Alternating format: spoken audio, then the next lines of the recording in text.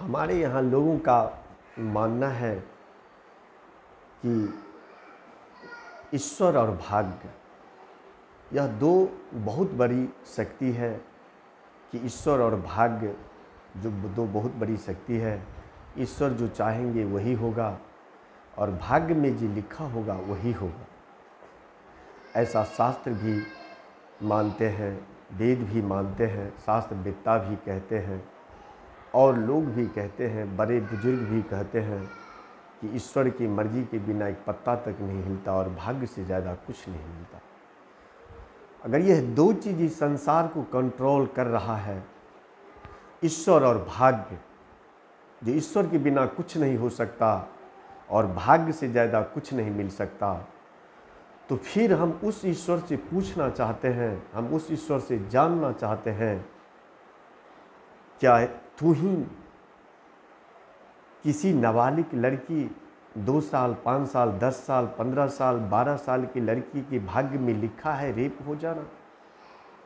क्या तू ही किसी माँ को भाग्य में लिखा है कि इसका जवान बेटा मर जाएगा?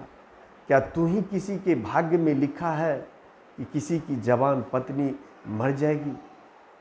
अगर तुम्हारा लिखा इस तरह का लिखा है, अगर तुम्हारा फैसला यह फैसला है, अगर यह तुम्हारा विधान है, तो मैं तो कहूँगा कि जिस ईश्वर का ऐसा विधान हो,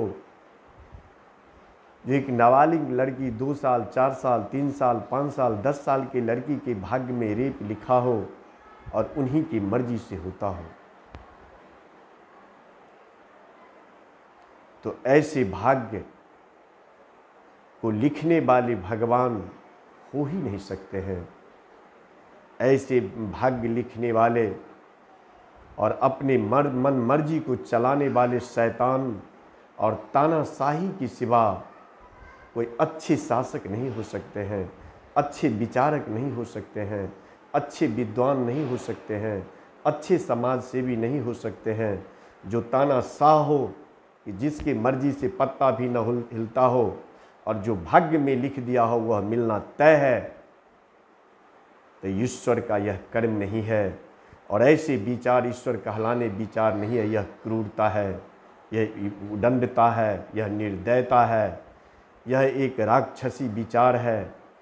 और ऐसे आदमी को, आदमी तो क्या, ऐसे विचार वालों को एक मनुष्य तो क्या, उसे जानवर और हैवान से भी बदतर कहा जा सकता है, ईश्वर नहीं कहा जा सकता।